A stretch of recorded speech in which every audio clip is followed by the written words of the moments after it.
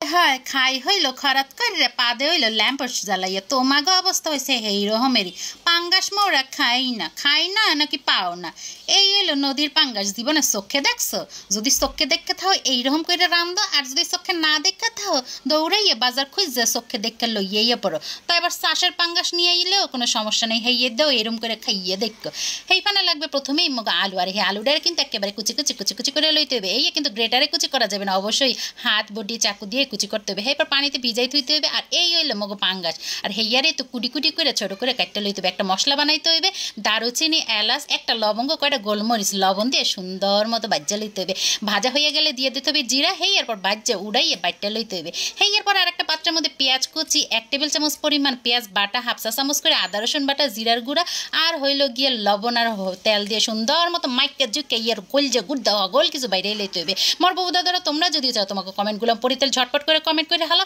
আর গত ভিডিওতে মোরে যারা কমেন্ট করছে হেরা হইলো গিয়া আয়শা আলিশা পুরান ঢাকা থেকে, টুম্পা লঙ্কা ঢাকা দোহার থেকে, হানিফা ইসলাম ব্রাহ্মণবাড়িয়া থেকে, জেসমিন আক্তার চট্টগ্রাম থেকে, আর মাসুমা আক্তার বরিশাল পিরোজপুর থেকে। হগলডির অসংখ্য ধন্যবাদ। এরপর কি করতে হইবে, এই মশলার মধ্যে মাছগুলা দিও, মাছগুলার সুন্দর মতো গায়ে হলুদ মশলাপাতি মাখাইয়া এক কুলে থুইয়া দিতে হইবে।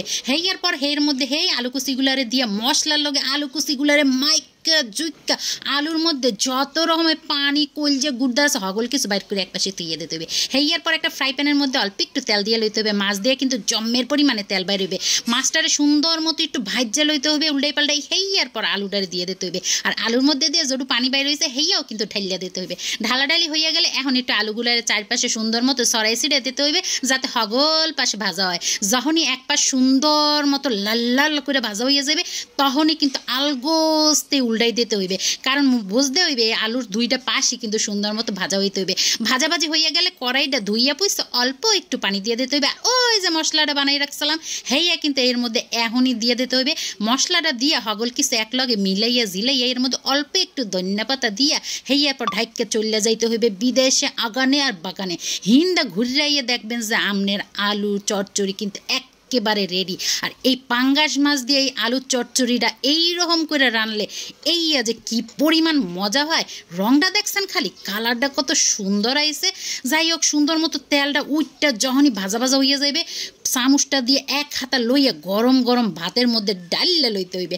ঢালা হইয়া গেলে একেবারে গরম গরম ভাত দিয়েই কিন্তু এই আলু ভাজিটা খাইতে হইবে।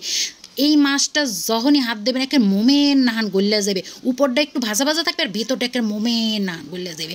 যখনই মাইকা জুইকা মুখের মধ্যে দেবেন মনে হইবে যে পৃথিবীর সবচেয়ে শ্রেষ্ঠ কারণ মনে হয় এইটা। এত পরিমাণ মজা, ভাজা মশলার ঘ্রাণ, সাথে হালকা একটু ধনিয়া পাতার ঘ্রাণ, আর লগে মাছের ঘ্রাণ, ও জম্পেশ। তো সবাই ভালো থাকবেন, ধন্যবাদ।